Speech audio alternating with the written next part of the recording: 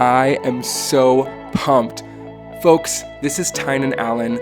I'm a company culture researcher, consultant, and just absolute lover of the workplace and its environment and its culture and what does it look like for the future of work.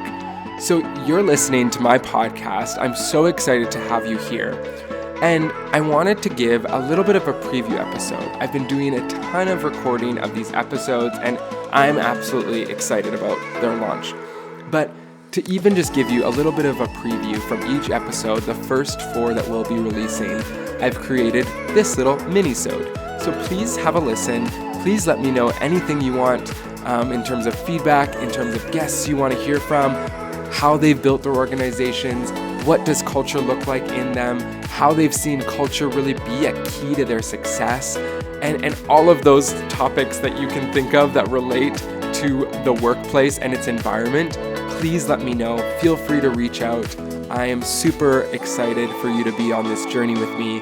It's going to be incredible. There's going to be ups, there's going to be downs, but all I can tell you is that there is no stopping organizations today from being better than they ever have been in how they treat people, in how they care for one another, and how they see that be a key and a fuel to their growth and success. So tune in. Here's my first guest. My first guest is Rachel Milkey. This woman is an absolute wonder. I'm so impressed with her leadership, her ability to build a thriving organization amidst quite a lot of things that could work against her, being from a small city in Canada, a prairie town that she's spending all of her time building an international jewelry, high fashion business. It's incredible.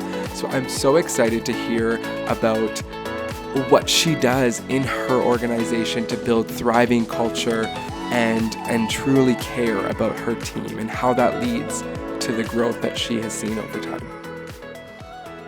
I think the one thread that has remained consistent throughout the evolution of Hillbergenberg from the kitchen table to where it is today is the fact that the biggest anchor in our culture is purpose. Cool. And how almost every single person that I have ever interviewed, myself personally, now I don't interview everyone at all in the company anymore, but every person that I've personally interviewed comes to the company because the question I like to ask is, what is it about Hillbergenberg that you want to work for? They will say, I want to work here because of the things that this organization does. The purpose, the focus, how it's about so much more than just, doing a clock 9 to 5. And so that attracts a certain type of person that is passionate about something more than just a job. And it has created a culture. We like to say that we bring on people that sparkle. It's created a culture of people that sparkle and a culture that sparkles. A lot of times in talking with a lot of leaders, culture is the one thing that they always agree on. They're like, yes, super important. But where there's a lot of disagreement or a lot of maybe confusion or just like, we don't know exactly how to do this, but it's sort of like their investment, their own time investment into culture. It's not sort of a thing that's as quantifiable as like, check out this financial report every month and like I can check off that I did that, and it's a bit more than that. So how do you, even in your day-to-day work as the leader of this organization, make sure that you're still keeping tabs on the culture and making sure that it is still going the way it's supposed to go? Yeah, so great question. And as the company has grown, there have been different iterations of maybe a cultural temperature check and just seeing how it's going. And you sort of hit these milestones of once you're beyond 50 people. And for us at that point, we were then in 2 separate locations physically as a company. And then as we moved beyond 75 and 100 employees, we were then multiple locations. We had multiple retail locations. We had multiple head office locations. And there were a lot of cultural challenges with that. The biggest one just being efficiencies and ensuring that everybody was on the same page. So, one of the biggest, I guess, things that as a company that we realized we needed to do was create a head office that we could house most of our business units in the city. So we started on the plan to finding the right space and building out a headquarters that could bring all of our teams together. And as we built this building, one of the inspirations for this building was ensuring we had this open office concept. Yeah. We had one singular location that all of our staff would come into and out of every single day, and that we would have just one lunchroom that everyone would congregate in, so that even though our company has 16 different business units and we have like, you know, we own a lot of our supply chain, it was still important that we bring teams together to create collisions. So I guess that was one sort of thing that I would work through as we hit cultural roadblocks throughout the years. Other things that we do to ensure that we're keeping tabs on culture is obviously doing a survey with our staff. Another thing we've started doing is town hall huddles, where we bring together everyone in the company, typically monthly, to have a bit of a fireside chat that I facilitate questions people could ask and talk about what's going on in the company. And one thing I did last year was sit down with every single person at our head office and just have a one-to-one with every person. And that was a big time commitment, but it was so incredible what I learned. And sometimes the things that you learn aren't the things that you want to hear, but you need to hear. So I would say was probably one of the best things that I did last year in terms of a time investment in the culture and the health of the culture at Hilbert. My next guest is Talia Benson, and her work is so amazing. There aren't that many people who actually have spent their entire career in the company culture space. And so I wanted to get Talia on to discuss with us what it might look like to be a company and culture specialist, a people and culture expert, and truly what does she see in the marketplace in this area. So you're in for a little treat here as we give you a preview. The one thing that we consistently see in culture research is that values are great. You can put them on your wall.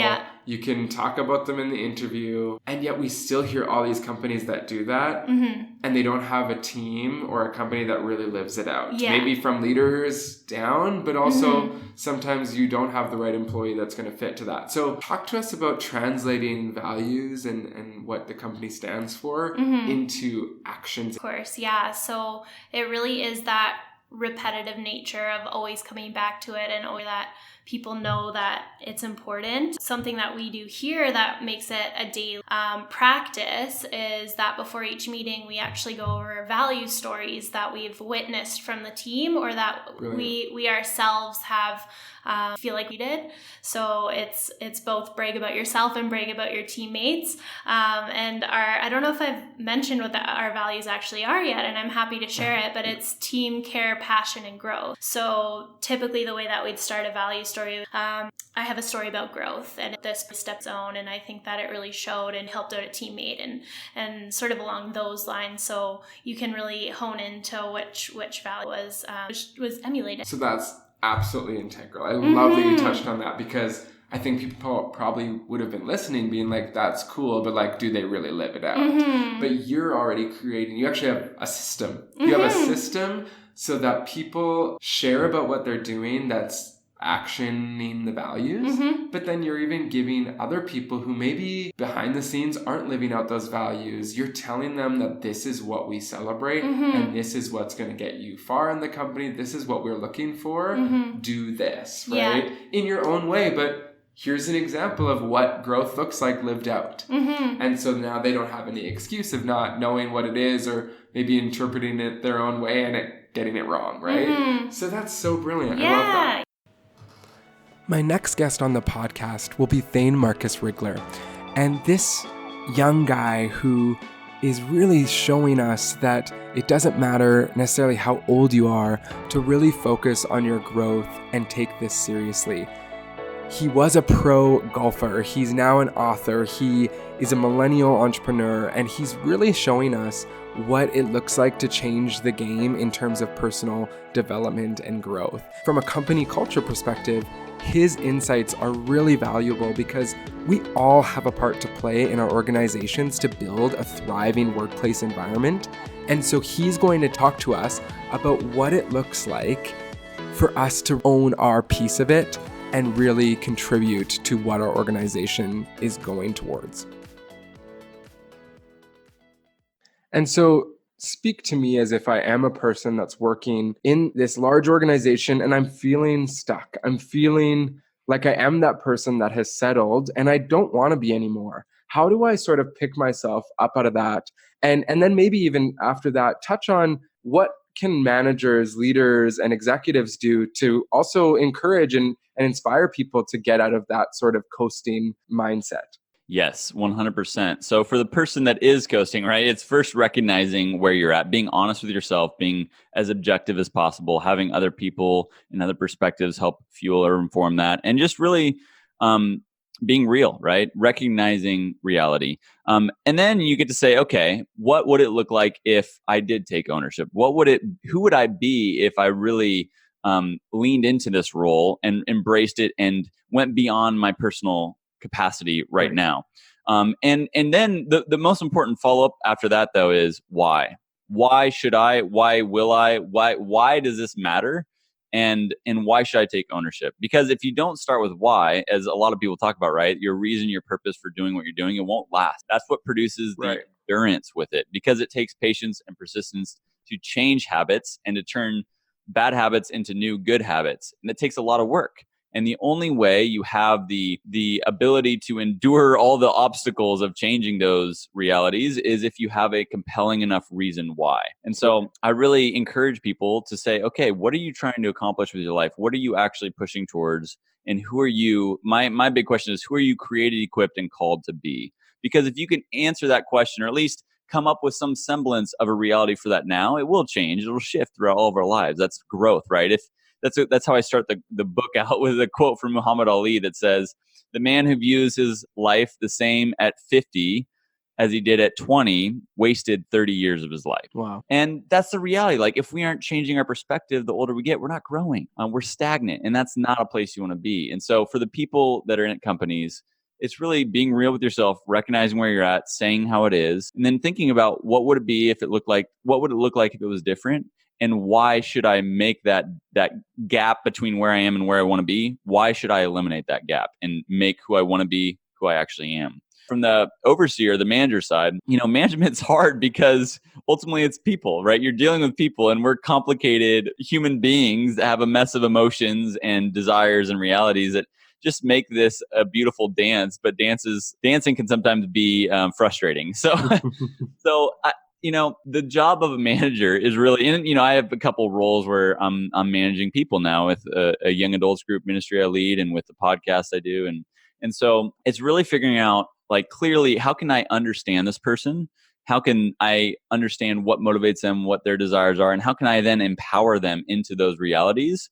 Because if I can help them be empowered, then they can help me further the goal and the mission of what we're trying to do, and make sure that those are aligned, because alignment is what produces the efficiency and this effectiveness moving forward. And that's really, in my perspective, the task always of a manager is, how can we align ourselves with the people below us and then align them with the vision of the company at large.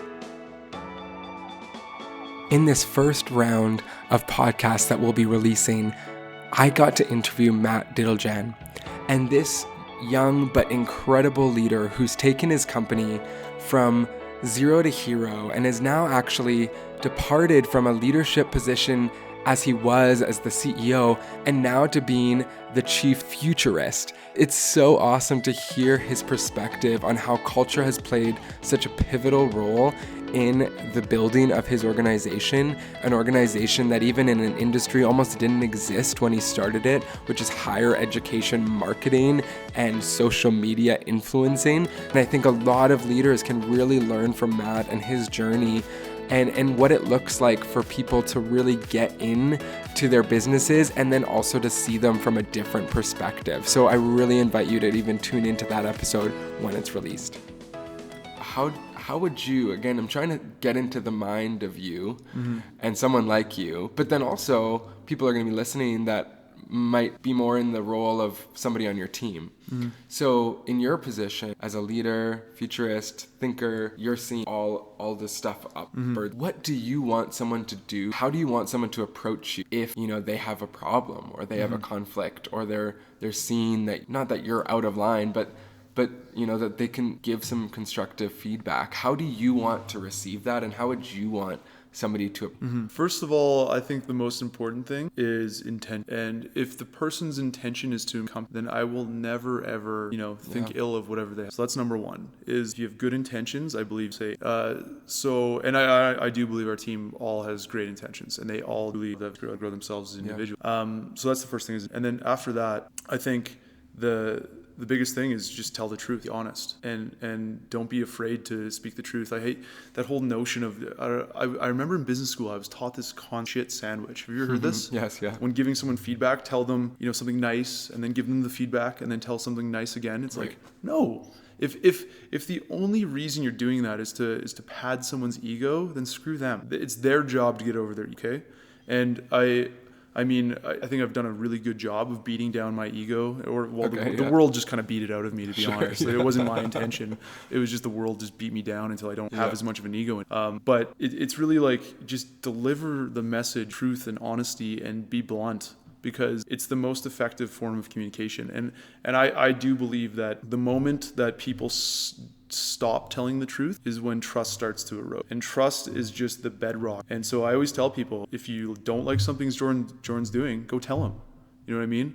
And to say we're perfect at this is not true. We had an instance at our company a little while ago where, because I still have a desk there, and I think this is best, to be honest, because like everyone just kind of like piles stuff around my desk, like, oh, there's Matt's stuff, and then just like pile it. It's the new server room. Exactly. And so it was a mess, and some people but no one came up and talked. They like kind of back channeled it. Come on, guys, just like come up and tell me. And then so it got to, okay, I'm gonna show people that I, like, when I'm wrong, I will emphatically admit it. Right. And so I cleaned up my shit and got it out of there. But I do believe that it is so paramount that people call each other.